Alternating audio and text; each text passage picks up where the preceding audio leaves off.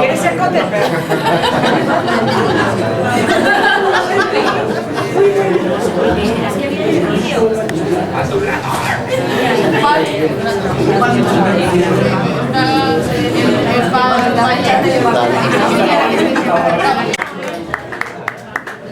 Ese es el pase golfo.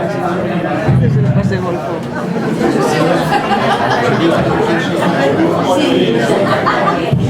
Hola, hola. ¡Qué vergüenza! Por favor. Sí. Esto es muy familiar, ¿vale? Entonces, pues venga, como siempre, lo que podemos incluso decir... Venga, que vamos a empezar. Bueno, muchas gracias por venir. Vamos a hablar de mi nueva novela, La Lectura, y para ello tengo aquí dos personas excepcionales. Pilar González, profesora de la universidad, una amiga de hace muchísimos años, una mujer entrañable, una gran mujer, que, bueno, ¿qué voy a decir? Eso. Y Lola López, una actriz impresionante, una amiga del alma, hace muchos años que nos conocemos, tiene un grupo de teatro, no sé, una compañía de teatro. Pero preciosa y una maravilla. Hace muchos años vienen de vez en cuando aquí a Madrid, nos amenizan, nos transmiten ese calor de los actores y nos dan vida. Hoy van a ser mis madrinas, les doy muchísimas gracias y les dejo que disfruten con sus palabras. ¿Vale?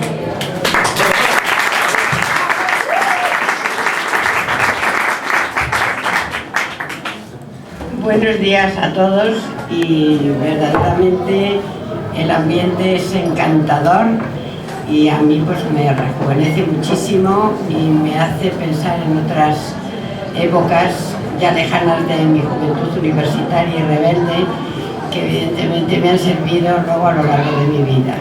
Así que buenos días a todos y voy a pasar a decir unas palabras en honor de esta obra.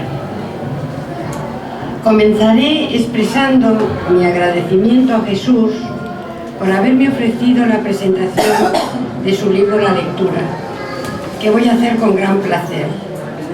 Después tengo que anunciar que me va a ser muy difícil ser objetiva, porque me gusta cómo siente y cómo escribe. En mi descargo diré que cualquier lector me perdonará en cuanto lea las primeras páginas, porque en ellas se aprecia la calidad de su prosa. Por lo que respecta a su argumento y estructura, puede que haya discrepancias, pero también es evidente que la lectura de la lectura engancha desde el principio.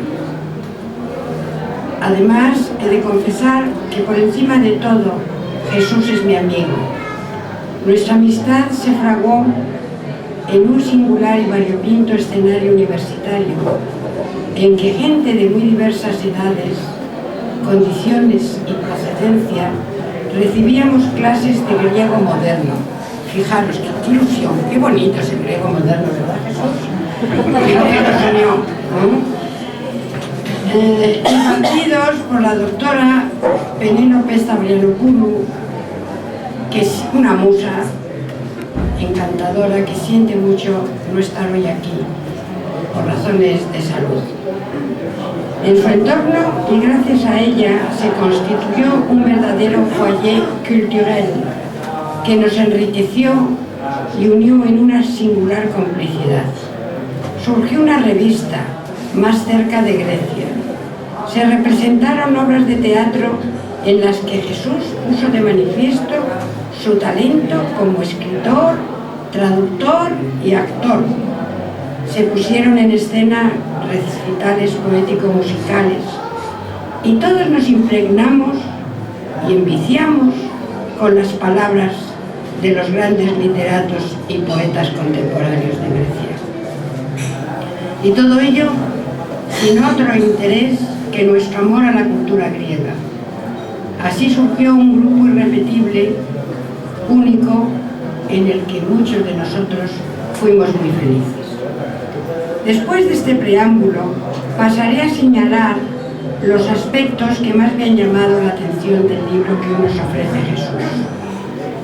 Empezaré diciendo, y luego cuando nos explique sus motivaciones, os daréis cuenta cómo eso me ha traspasado mi sensibilidad y he captado todo lo que él quería decir, la descripción del paisaje urbano, que en él se percibe que está pincelado con trazos maestros, tanto que no le cuesta trabajo sumergirse en sus latidos. Leyendo sus descripciones, casi resuena en los oídos el desgarre de ese pongamos que hablo de Madrid, y las voces de juglares de la talla de Sabina, Antonio Flores y Antonio Vega. Tras ella se adivinan unos ojos inquisitivos, de los que brota tanto una dura crítica como una especial ternura. Es sensible a sus celajes, a sus atardeceres incendiados, a las campiñas que la rodean, etc. Es indiscutible, y luego él nos lo dirá, que a este granadino le gusta y conoce Madrid hasta el punto que sabe paladear sus olores y sus sabores. En cuanto a la puesta en escena, hay que decir que desde el principio se percibe el escenario abierto, convenientemente decorado, en el que va a desarrollarse la acción. Un encuentro de personajes diversos que acuden a una cita casi a ciegas, convocada por una anciana mecenas muy conocida en los ambientes intelectuales de Madrid y con influencias que pretende hacer una adaptación cinematográfica de un supuesto guión inédito de Lorca titulado Carnaval sin máscaras. En dicho escenario, marco idóneo para una puesta en escena coral, los personajes convocados van siendo presentados uno a uno, y esto es lo que es más interesante de la novela, como veréis, tanto en estilo directo como indirecto, al tiempo que la mano experta del autor, como un hábil cirujano en los tejidos de las pasiones humanas, va diseccionando con su afilado bisturí sus problemas, sus ilusiones y miserias, haciendo a la vez de psicólogo y de confesor, y los va presentando uno a uno. Son seres humanos que por encima de su condición profesional y sexual laten al compás de sus aspiraciones, de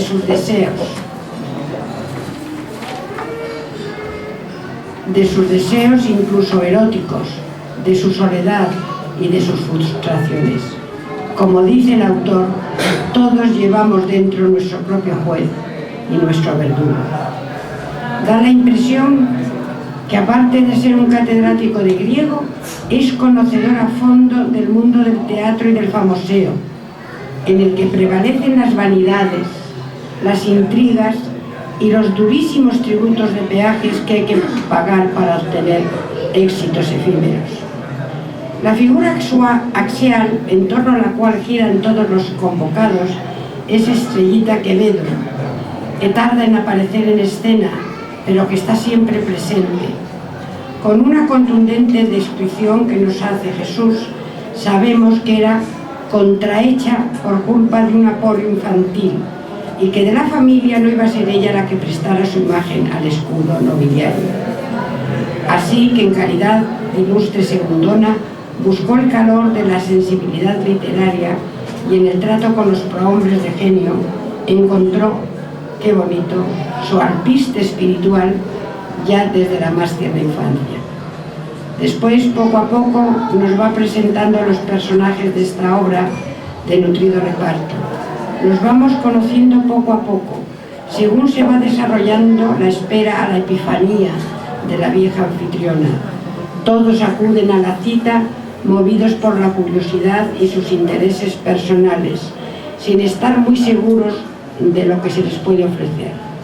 En el fondo no se fían de Estrellita, pero aceptan compartir ese cóctel de frivolidad y de disfraces que se les ofrece por si pueden sacar algún provecho. Yo, en la crítica que luego le pasaré a Jesús, he hecho un análisis de los personajes que ahora podría resultar prolijo. Por eso me voy a limitar a dar algunas pinceladas de estos personajes que intervienen en la escena. Y además, él ha dicho una cosa que a mí se me olvidó decir y que ahora lo digo, que proceden de muy diversos lugares.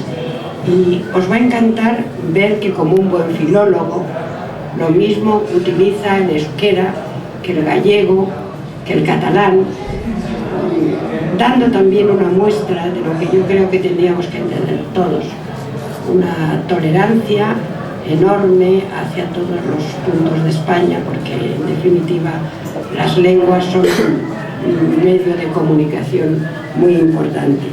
Los personajes más importantes es Paulina, una persona sensible, una joven actriz, con todo su pasado, con todos sus desengaños, con sus luchas, que quiere triunfar por sí misma sin utilizar el nombre del padre. Es una mujer muy sensible, muy llena de matices y que va a ser también un poco la parte más amable de todos los personajes. Luego está Antonio Huertas, que eso es lo bonito, lo variopinto, un bailarín espléndido de flamenco, magnífico, que solo se encuentra a sí mismo cuando baila, que despierta pasiones, lo mismo en hombres que en mujeres, que está enamorado de Paulina, que la persigue y que se le escapa, hasta en esta ocasión también se le escapa como una musa imposible. Luego está el profesor Ernesto Caro, de universidad, un tipo también muy curioso, un antiguo rebelde que se ha exiliado, que ha estado en varias universidades, que vuelve a la Complutense, que es muy pesado, está orondo, ha perdido toda su gracia y se va a encontrar con un antiguo alumno con el que tuvo un affair muy importante sin él saberlo y que no le va a reconocer. Dos actrices llenas también de ternura, Mimí Montes y Sara Gavilor, una alcohólica, todas tienen sus motivos, impertinente, poco graciosa, mete la pata. Sara Gavilor, en cambio, es una devoradora de hombres porque ha tenido también unos desengaños muy grandes y ahora busca chicos jóvenes con los que entretenerse sin más complicación. Hace que vaya uno de los últimos amantes, un pobrecito Quique Huertas, que no sabe a qué va, pero va. Julita Bermejo, un personaje gris, como dice Jesús. Su nota característica es la grisura, es una decoradora de teatro, ha tenido también un gran desengaño, se ha formado en Londres, pero es una mujer con talento, y en esta escena hay un momento en que se cree que Antonio Huertas la está tirando a los tejos y hasta se emociona un poco y vibra, cosa que tenía olvidado. Carlos Ágora, que es un fallido actor, que se ha hecho un gran director de teatro, es un trepa, fue amante de Ernesto Caro y cuando se encuentran frente a frente le cae el alma a los pies porque ni le reconoce. Se enamora un poco, está fijándose todo el tiempo en Antonio Huertas. Es el típico personaje que va a lo suyo y que tiene pocos escrúpulos. Luego está Rosalía Rato, que es otra mujer encantadora, la típica segundona, esa actriz de reparto que siempre ha estado para todo, que ha sido buena compañera, que se ha casado con un hombre al que le ha entregado todo, y este hombre, y mucho mayor que él, y que le ayuda, pero él cuando fracasa no lo soporta y la maltrata espiritualmente, y como no tiene con quién hablar, pues pega la álgebra con el que puede, y es verdaderamente pesada, pero también llena de ternura. Y luego está Jesús Taboada, que a mí es lo que me gusta, porque también luego os dirá cómo ha surgido su obra y cómo lo ha llevado. Y es que él interactúa con sus personajes. Y entonces él aparece como si fuese una pincelada intemporal, como eligiéndolos, hablándoles en estilo directo y siendo consciente que está jugando con sus personajes y con la impresión que pueden causar a sus lectores. Nos hace saber lo del manuscrito, el supuesto manuscrito, encontrado por un tal Harry Sullivan, un profesor de Harvard, ordenando la biblioteca de la ricachona en Costa Rica, un manuscrito que supuestamente García Lorca, nuestro García Lorca, que viene preparada como él, ha mandado a Octavio Paz y que se llama Carnaval de Máscaras. Luego hay otros personajes, lo que llamaría yo corales, como es Edgar José Belitri, que pone la nota también de internacional, porque es un argentino, otro director, que le hace la contra a Carlos Ágora, como son los argentinos, fino, un poco pesado, pero llenos de sensibilidad, porque los argentinos sabéis que son fruto de franceses, italianos y españoles. Entonces después, a nivel de su personalidad, nadie encuentra más ternura también y más afinidades. Quique Díbar, este jovencito que está siendo casi succionado por su mentora y que no sabe ni lo que va a hacer ahí, pero bien, está aprendiendo. Luego, ya lo he dicho antes, un personaje que a mí me ha encantado es la Oronda Criada, una lenguaraz andaluza con alpargatas en chancla y mantil de cocina que sirve las bandejas de canapés para entretener la espera hasta la llegada de Estrellita. A mí me ha encantado porque nos da idea de que ya su señora, la tal Estrellita, la pide poco, porque va como la da la gana y hace lo que le parece.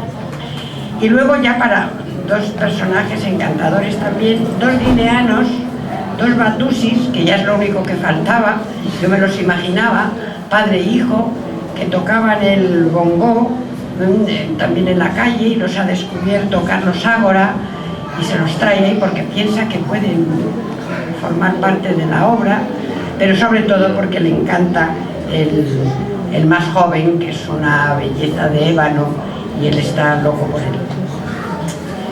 Estos personajes, todos mezclados, todos hablando, dan unas connotaciones que verdaderamente te interesan y en cada momento te unes a unos o a otros. Y después de presentároslo, hasta aquí puedo leer. El final lo dejo para que lo paladee el lector.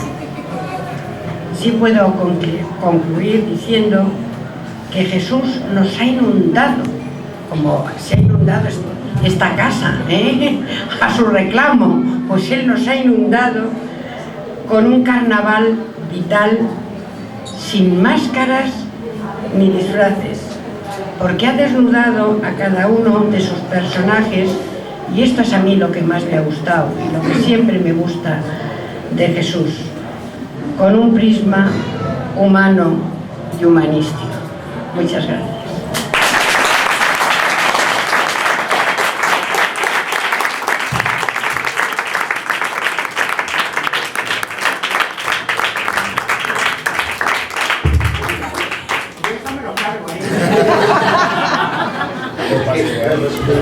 El problema, ¿sabéis cuál es? Que como mi talla no es muy alta, he sido profesora muchos años en la Complutense y nunca me he sentado, siempre he hablado de pie.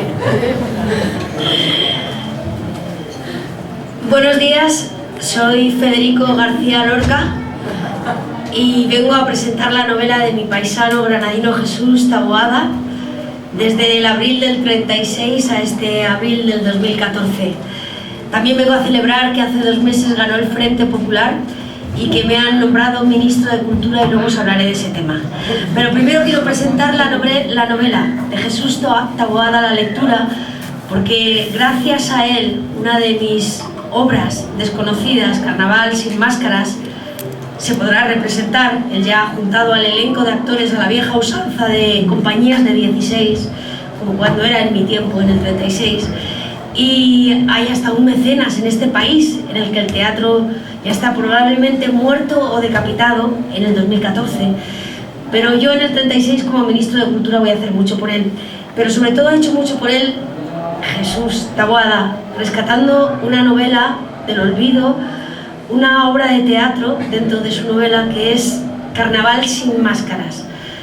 Yo en este principio del siglo XX, en el 36, cuando escribo obras, a veces escribo para las grandes divas, la Lola Membrives, la Margarita Sirgu, y a veces me toca que mis obras, que no se quieren representar porque son raras, el público, así que pasen 5 años, en poesía, poeta en Nueva York, pues me las hacen compañías de teatro en salitas como esta, con una mecenas, con Pura Ucelay, con una republicana como la Margarita Nelken o su hermana Magda Donato. Y hoy podemos ver que gracias a la novela de Jesús podremos conocer quién eran esos personajes que yo escribí en Carnaval sin máscaras, pero sobre todo quiénes son los personajes, actores, en este 2014, que para malvivir, sobrevivir y vivir en ese, pongamos que hablo de Madrid, que dice Pilar, los presenta Jesús como una especie de fresco retablo en el que vemos directores que han llegado a la más alta cumbre reconocibles, el señor Carlos, Ágora, argentinos que conocemos muy bien, que han triunfado tremendamente en esta España, porque ellos, como decía otro argentino el año pasado cuando trabajaba una Lola con él, una Lola López, decía: aquí en España es que no estáis acostumbrados a las crisis. Nosotros, como estamos ya entrenados con las crisis, vivimos como sea y seguimos haciendo teatro 200.000 veces. O empeñamos la casa, o empeñamos el coche y seguimos haciendo teatro. Por eso cuando vienen también triunfan. Es el otro personaje argentino del que hablaba Pilar. Y así todo un abanico de personajes. Paulina, la actriz que se quiere tomar su profesión tan en serio como en países en los que se las toman en serio, como Inglaterra o Argentina, o Francia o muchos otros países, Alemania. Y todas esas personas que esta mecenas ha reunido en su casa para que se ponga en pie la obra, mi obra desconocida, Carnaval sin máscaras. Pero además mi amigo, mi paisano, Jesús Taboada, ha hecho una cosa mejor todavía, que es que los ha desenmascarado. Vemos a esa actriz diva insoportable que abominamos y que siempre está en pose, y luego él le quita toda la máscara y la vemos desnuda, pequeñita, en su Vigo natal, violada, destrozada, saliendo a buscarse la vida en este Madrid que siempre acoge a todo el mundo. Vemos a Sara, a todas las que ha mencionado Pilar, vemos a esa aparentemente escenógrafa gris, maravillosa, que hace óperas, hace todo, y detrás de todos ellos, de Julieta, de Julita, de Sara, de Mimi, de Paulina, de Antonio, del director afamado, vemos seres que se mueven por pasiones en este enjambre, en esta jauría de Madrid, que también describe en ese primer capítulo corto en el que hace un barrido cinematográfico Jesús. Y sobre todo, como ya está todo explicado y yo no os puedo explicar más, solo quiero deciros que yo creo, como dramaturgo, como escritor, como persona que ha creado una compañía de teatro, y como Jesús, que ha sido actor, escritor, traductor de obras de teatro y las ha representado, que para los escritores, para los poetas, dramaturgos y creadores, en vez de homenajes, yo organizaría ataques y desafíos en los cuales se nos dijera gallardamente y con verdadera saña a que no tienes valor de hacer esto, a que no eres capaz de expresar la angustia del mar en un personaje, a que no te atreves a contar la desesperación de los soldados enemigos de la guerra. Exigencia y lucha con un fondo de amor severo templan el alma del artista, que se ablanda y destroza con el fácil halago. Los teatros están llenos de engañosas sirenas coronadas con rosas de invernadero, y el público está satisfecho y aplaude viendo corazones de serrín y diálogos a flor de dientes. Pero el poeta dramático, el auténtico escritor, no debe olvidar, si quiere salvarse del olvido, los campos de rocas mojados por el amanecer donde sufren los labradores, y ese palomo herido por un cazador misterioso que agoniza entre los juncos sin que nadie escuche su gemido. Yo hoy no hablo como autor dramático ni como poeta, ni siquiera como parte de mi teatrito de la barraca, sino como hombre apasionado por el teatro de acción, del que forma parte Jesús desde todos los frentes del teatro. Y también os digo, ahora que vivís estas terribles crisis, que yo también he vivido la crisis del 29 en Nueva York y escribí allí Mi poeta en Nueva York. Y lo verdaderamente salvaje y frenético de Nueva York no es Harlem. Allí en Harlem hay vaho humano y gritos infantiles, y hay hogares, y hay siervas, y hay dolor que tiene consuelo y herida que tiene dulce vendaje. Lo impresionante por frío y por cruel en Nueva York es Wall Street, y llega el oro en ríos de todas las partes de la tierra, y la muerte llega con el oro, y en ningún sitio del mundo se siente como allí la ausencia total del espíritu, y manadas de hombres que no pueden pasar de 3 y manadas de hombres que no pueden pasar del 8, desprecio de la ciencia pura y valor demoníaco del presente, y lo terrible es que toda la multitud que llena ese Wall Street cree que el mundo será siempre igual y que su deber consiste en mover aquella gran máquina día y noche y siempre, resultado perfecto de una moral protestante que, como yo, como español típico, a Dios gracias, me crispa a los nervios.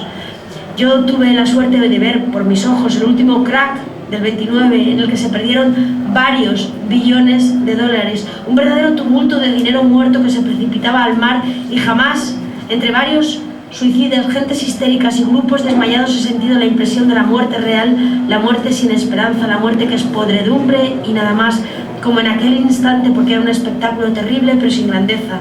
Y yo, que soy de un país, como dice el gran padre Unamuno, que sube por la noche de la tierra al cielo, sentía como una ansia divina de bombardear todo aquel desfiladero de sombras por donde las ambulancias se llevaban a los suicidas con las manos llenas de anillos. Nadie puede darse la idea de la soledad que siente allí un español.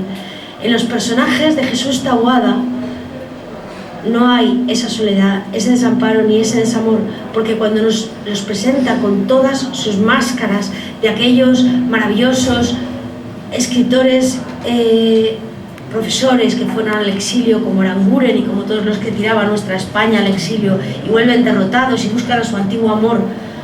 Al principio lo odias por pesado y porque no lo puedes aguantar, pero luego lo adoras porque sigue manteniendo aquel amor que tuvo antes de irse de España, y eso lo hace Jesús, dándole todo el cariz humano a cada uno de los personajes, después de que nos lo ha presentado con su máscara de grisura, de Julieta, con su máscara de actriz que quiere ser una auténtica actriz seria y que se toma su profesión en serio, como proviene de un bailarín, y les da todo el otro color, a través del amor, a través de la búsqueda de las pasiones verdaderas y genuinas, a través del espíritu y a través de la solidaridad.